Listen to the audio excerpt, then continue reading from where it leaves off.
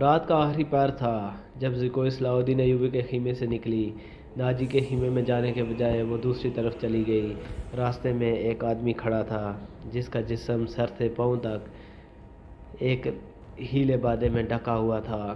اس نے دھیمی سے آواز میں زکوئی کو پکارا۔ وہ آدمی کے پاس چلی گئی۔ وہ آدمی اسے ایک خیمے میں لے گیا۔ بہت دیر بعد وہ اس خیمے سے نکلی اور ناجی کے خیمے کا رخ کر لیا۔ ناجی اس وقت تک جاگ رہا تھا اور کئی بار باہر نکل کر صلاح الدین ایوبی کے خیمے کو دیکھ چکا تھا کہ زکوئی نے صلاح الدین ایوبی کو پھانس لیا ہے اور اسے آسمان کی بلندیوں سے گھسیٹ کر ناجی کی ذہنیت کی پستیوں میں لے کر آئی ہے۔ عروش، اس نے کہا، رات تو گزر گئی ہے، وہ ابھی تک نہیں آئی، وہ اب آئے گی بھی نہیں۔ عروش نے کہا، امیر مصر اسے اپنے ساتھ لے جائے گا، ایسے ہیرے کوئی شہزادہ واپس نہیں کیا کرتا۔ تم نے اس پر بھی غور کیا ہے کیا؟ نہیں، ناجی نے کہا، میں نے اپنی چال کا یہ پہلو تو سوچا نہیں تھا۔ کیا یہ نہیں ہو سکتا کہ امیر مصر زکوئی کے ساتھ باقاعدہ شادی کر لے؟ عروش نے کہا، اس صورت میں یہ خطرہ ہے کہ لڑکی ہمارے کام کی نہیں رہے گی۔ وہ تو ہے ہوشیار، ناجی نے کہا، مگر رقاصہ کا کیا بھروسہ؟ وہ رقاصہ کی بیٹی ہے اور تجربہ کار پیشہ ور ہے، دھوکہ دے سکتی ہے۔ وہ گہری سوچ میں کھویا ہوا تھا کہ زکوئی اس کے خیمے میں داخل ہوئی۔ اس نے ہنس کر کہا، اپنے امیر کے جسم کا وزن کرو اور لاؤ اتنا سونا۔ آپ نے میرا یہی نام مقرر کیا تھا؟ پہلے بتاؤ ہوا کیا؟ ناجی نے بے تابی سے پوچھا۔ جو آپ چاہتے تھے، زکوئی نے جواب دیا۔ آپ کو یہ کس نے بتایا تھا کہ صلاح الدین ایوبی پتھر ہے، فولاد ہے، وہ مسلمانوں کے اللہ کا سایہ ہے؟ اس نے زمین پر پاؤں کا ٹھڈا مار کر کہا، وہ اس ریت سے زیادہ بے بس ہے جسے ہوا کے ہلکے ہلکے جھونکے اڑاتے پھرتے۔ تمہارے حسن کے جادو اور زبان کے طلسم نے اس سے ریت بنا دیا ہے۔ عروش نے کہا، ورنہ یہ کمبخت چٹان تھا۔ ہاں، چٹان تھا، زکوئی نے کہا، اب ریتلا ٹیلا بھی نہیں۔ میرے متعلق کوئی بات ہوئی تھی؟ ناجی نے پوچھا۔ ہاں، زکوئی نے جواب دیا۔ پوچھتا تھا ناجی کیسا آدمی ہے؟ میں نے جواب دیا کہ مصر میں اگر کسی پر آپ اعتماد کرنا چاہتے ہیں تو وہ صرف ناجی ہے۔ اس نے پوچھا کہ تم کس طرح اسے جانتی ہو؟ میں نے کہا، وہ میرے باپ کے گہرے دوست ہیں، ہمارے گھر گئے تھے اور میرے باپ سے کہتے تھے کہ صلاح الدین ایوبی کا غلام ہوں، مجھے سمندر میں کودنے کا حکم دیں تو میں کود جاؤں گا۔ پھر اس نے مجھ سے پوچھا کہ تم باسمت لڑکی ہو؟ میں نے کہا، میں آپ کی لونڈی ہوں، آپ کا ہر حکم سر آنکھوں پر۔ کہنے لگا، کچھ دیر میرے پاس بیٹھو۔ میں اس کے پاس بیٹھ گئی۔ پھر وہ اگر پتھر تھا تو موم ہو گیا اور میں نے موم کو اپنے سانچے میں ڈال لیا۔ اس سے رخصت ہونے لگی تو اس نے مجھ سے معافی مانگی۔ کہنے لگا، میں نے زندگی میں پہلا گناہ کیا ہے۔ میں نے کہا، یہ گناہ نہیں، آپ نے میرے ساتھ دھوکہ نہیں کیا، زبردستی نہیں کی، مجھے بادشاہوں کی طرح حکم دے کر نہیں بلایا، میں خود آئی تھی، پھر بھی آؤں گی۔ لڑکی نے ہر ایک بات اس طرح کھل کر سنائی جس طرح اس کا جسم عریاں تھا۔ ناجی نے جوش مسرت سے اسے اپنے بازو میں لے لیا اور دروش زکوئی کو خراج تحسین اور ناجی کو مبارکباد پیش کر کے خیمے سے نکل گیا۔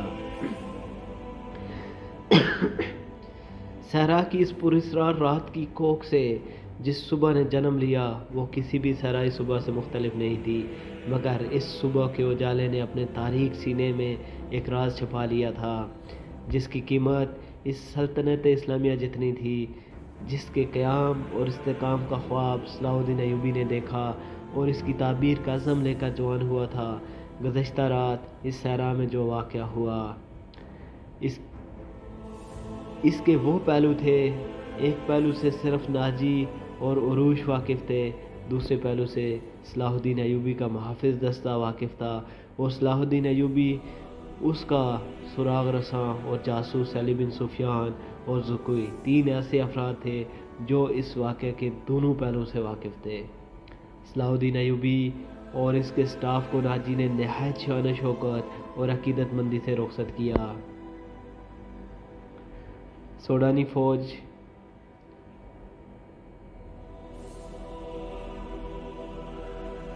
दोरों पे खड़ी सलाहुद्दीन अयूबी जिंदाबाद के नारे लगा रही थी।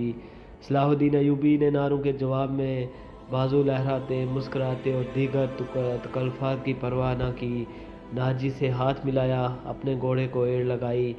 इसके पीछे इसके महफूज और दीगर स्टाफ को भी घोड़े दौड़ाने पड़े। अपने मरकज़ी दफ्तर पहुंचकर वो अली बिन सुफियान और अपने एक नायब को अंदर ले गया और दरवाज़ा अंदर से बंद कर लिया। वो सारा दिन कमरे में बंद रहे। सूरज गुरूब हुआ, रात तारीख हो गई। कमरे के अंदर खाना तो दूर, पानी भी नहीं गया। रात खासी गुजर चुकी थी। जब तीनों बाहर निकले और अपने अपने घरों को रवाना हुए, अली बिन सुफियान उनसे अलग हुआ तो मासूम के दस्ते के कमांडर ने इसे रोक लिया और कहा, मोहतरम, हमारा फ़र्ज़ है कि हुक्म माने और ज़बानें बंद रखें, लेकिन मेरे दस्ते में एक मायूसी और बेइत्मीनानी पैदा हो गई है। खुद मैं भी इसका शिकार हो रहा हूँ। कैसी मायूसी? मुहाफ़िज़ कहते हैं कि एक फ़ौज को शराब पीने की इजाज़त है तो हमें इससे क्यों मना किया गया है? कमांडर ने कहा, अगर आप मेरी शिकायत को गुस्ताखी समझें तो सज़ा दे दें, लेकिन मेरी शिकायत सुन लें। हम अपने अमीर को खुदा का बरगज़ीदा इंसान समझते थे और इस पर दिलो जान से फ़िदा थे, मगर रात इसके ख़ीमे में एक रकासा गई थी।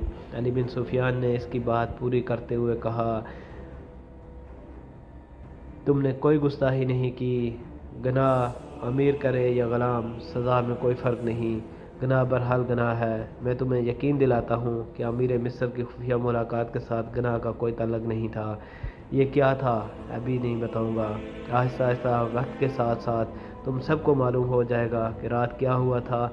इसने कमांडर के कंधे पर हाथ रख कर कहा, मेरी बात गौर से सुनो आमिर बिन साले, तुम पुराने अस्करी हो, अच्छी तरह जानते हो कि फ़ौज और फ़ौज के सरबराहों के कुछ राज होते हैं जिनकी हिफाजत हम सब का फ़र्ज़ है। रकासा का अमीर मिस्र के ख़ीमे में जाना भी एक राज है।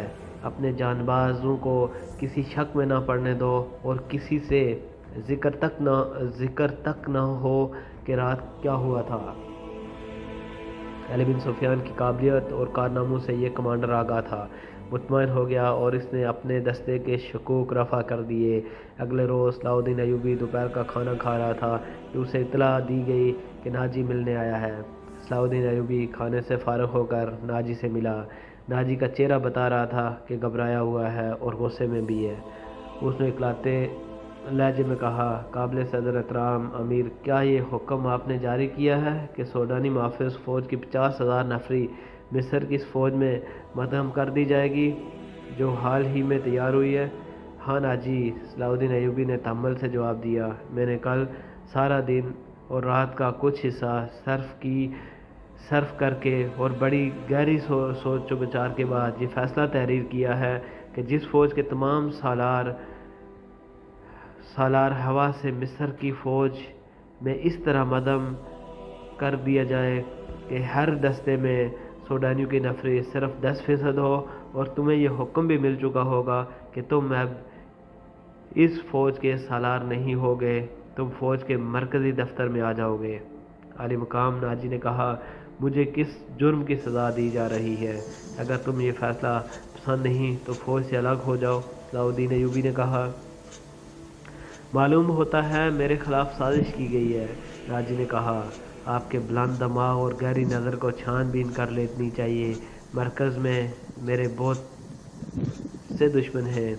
मेरे दोस्त सलाहुद्दीन अयूबी ने कहा, मैंने ये फ़ैसला सिर्फ़ इसलिए किया है कि मेरी इंतज़ामिया और फ़ौज से साजिशों का ख़तरा हमेशा के लिए निकल जाए, और मैंने ये फ़ैसला किया कि फ़ौज में किसी का ओहदा कितना ही ऊंचा क्यों ना हो और कोई कितना ही अदना क्यों ना हो, वो शराब ना पिए, हल्लड़बाजी ना करे और फ़ौजी जश्नों में नाच गाने ना हूँ। लेकिन आली जहाँ नाजी ने कहा, मैंने हुजूर से इजाज़त ली थी और मैंने शराब और नाच गाने की इजाज़त सिर्फ़ इसलिए दी थी कि इस फ़ौज को इसकी असलियत में देख सकूं जिसे तुम मिल्लत इस्लामिया की फ़ौज कहते हो।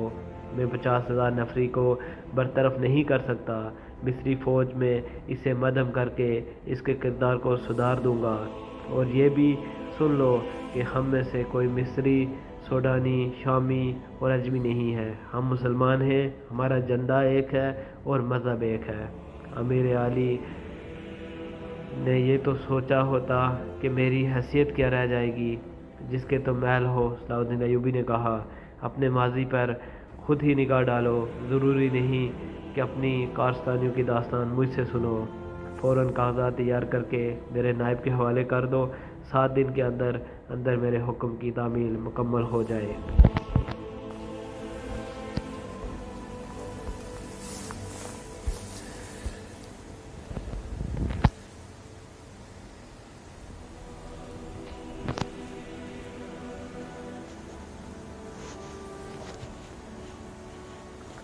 ناجی نے کچھ کہنا چاہا لیکن صلاح الدین ایوبی ملاقات کے کمرے سے نکل گیا۔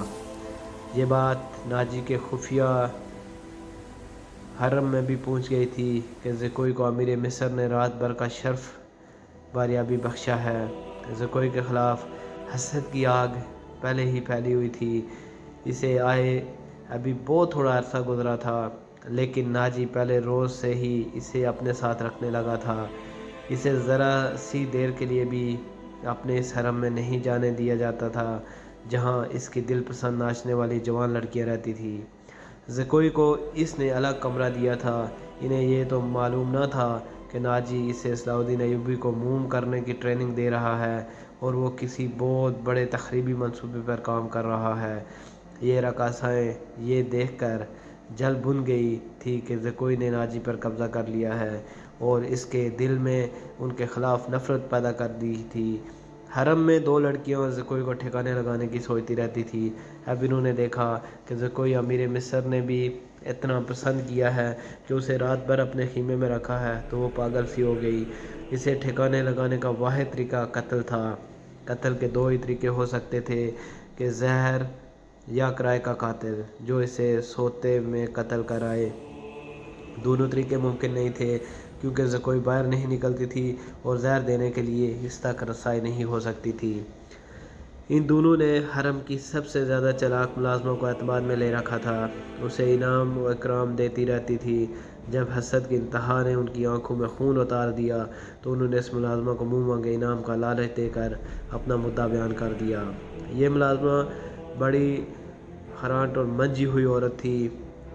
اس نے کہا، سالار کی رہائش گاہ میں جا کر زکوئی کو زہر دینا ممکن نہیں، موقع میل دیکھ کر اسے خنجر سے قتل کیا جا سکتا ہے، اس کے لیے وقت چاہیے۔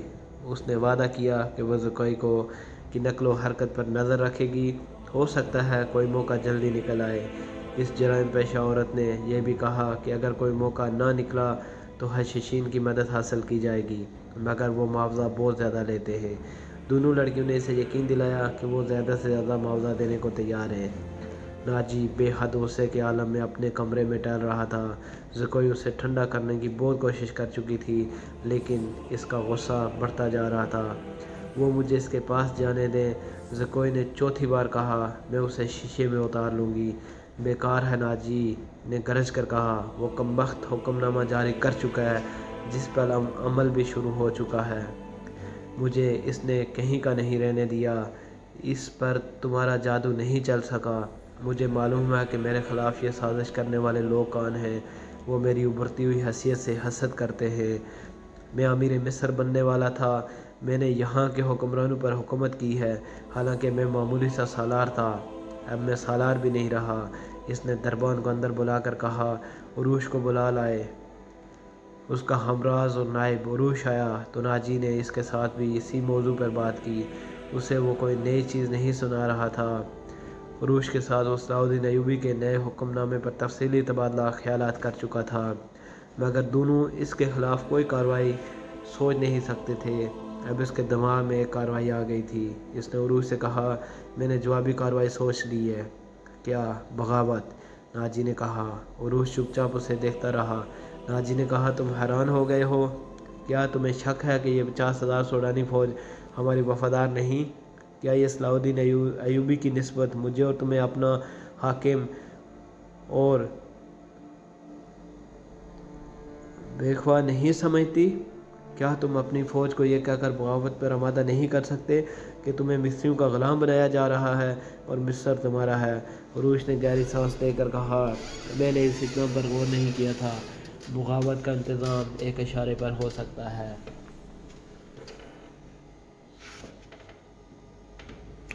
لیکن مصر کی نئی فوج بغاوت کو دبا سکتی ہے اور اس فوج کی کمک بھی مل سکتی ہے۔ حکومت سے ٹکر لینے سے پہلے ہمیں ہر پہلو پر غور کر لینا چاہیے۔ میں غور کر چکا ہوں، ناجی نے جواب دیا۔ میں عیسائی بادشاہوں کو مدد کے لیے بلا رہا ہوں۔ تم 2 پیمبر تیار کرو، انہیں بہت دور تک جانا ہے۔ آؤ میری باتیں غور سے سن لو۔ زکوئی تم اپنے کمرے میں چلی جاؤ۔ زکوئی اپنے کمرے میں چلی گئی اور دونوں ساری رات اپنے کمرے میں بیٹھے رہے۔ صلاح الدین ایوبی نے دونوں فوجیوں کو مدھم کرنے کا وقت 7 روز مقرر کیا تھا۔ کاغذی کارروائی ہوتی رہی، ناجی پوری طرح تعاون کرتا رہا۔ 4 روز گزر چکے تھے۔ اس دوران ناجی ایک بار پھر صلاح الدین ایوبی سے ملا، لیکن اس نے کوئی شکایت نہ کی۔ تفصیلی رپورٹ دے کر صلاح الدین ایوبی کو مطمئن کر دیا۔ 7ویں روز دونوں فوجیں ایک ہو جائیں گی۔ صلاح الدین ایوبی کے نائبین نے بھی اسے یقین دلایا کہ ناجی دیانتداری سے تعاون کر رہا ہے، مگر علی بن سفیان نے رپورٹ کسی حد تک پریشان کن دی۔ اس کی انٹیلیجنس سروس نے رپورٹ دی تھی کہ سوڈانی فوج کے سپاہیوں میں بے اطمینانی اور ابتری سی پائی جاتی ہے۔ وہ مصری فوج میں مدعو ہونے پر خوش نہیں۔ ان کے درمیان یہ افواہیں پھیلائی جا رہی ہیں کہ تمہیں مصری فوج میں مدعو ہو کر ان کی حیثیت غلاموں کی سی ہو جائے گی، انہیں مال غنیمت بھی نہیں ملے گا اور ان سے بار برداری کا کام لیا جائے گا، اور سب سے بڑی بات یہ ہے کہ انہیں شراب نوشی کی اجازت نہیں ہوگی۔ علی بن سفیان نے یہ رپورٹیں صلاح الدین ایوبی تک پہنچا دی۔ ایوبی نے کہا، یہ لوگ طویل مدت سے عیش کر رہے ہیں، انہیں اتنی جلدی بدلنا یقیناً مشکل ہوگا۔ مجھے امید ہے کہ وہ نئے حالات اور ماحول کے عادی ہو جائیں گے۔ اس لڑکی سے ملاقات ہوئی یا نہیں؟ صلاح الدین ایوبی نے کہا۔ نہیں، علی نے جواب دیا، اس سے ملاقات ممکن نظر نہیں آئی۔ میرے آدمی ناکام ہو چکے ہیں، ناجی نے اسے قید کر رکھا ہے۔ اس سے اگلی رات کا واقعہ ہے۔ رات ابھی تاریک ہوئی تھی۔ زکوئی اپنے کمرے میں تھی۔ ناجی عروش کے ساتھ اپنے کمرے میں تھا۔ اسے گھوڑوں کے قدموں کی آوازیں سنائی دی۔ اس نے پردہ ہٹا کر دیکھا۔ باہر کے چراغوں کی روشنی میں اسے 2 گھوڑ سوار گھوڑوں سے اترتے دکھائی دیے۔ لباس سے وہ تاجر معلوم ہوتے تھے، لیکن وہ گھوڑوں سے اتر کر ناجی کے کمرے کی طرف چلے تو ان کی چال بتاتی تھی کہ یہ تاجر نہیں۔ اتنے میں عروش باہر نکلا۔ دونوں سوار اسے دیکھ کر رک گئے اور عروش کو سپاہیوں کے انداز سے سلام کیا، اور عروش نے ان کے گرد گھوم کر ان کے لباس کا جائزہ لیا، پھر انہیں کہا، ہتھیار دکھاؤ۔ دونوں نے پھرتی سے چوغے کھولے اور ہتھیار دکھائے۔ ان کے پاس چھوٹی تلواریں اور ایک خنجر تھا۔ عروش انہیں اندر لے گیا۔ دربان ایک طرف کھڑا تھا۔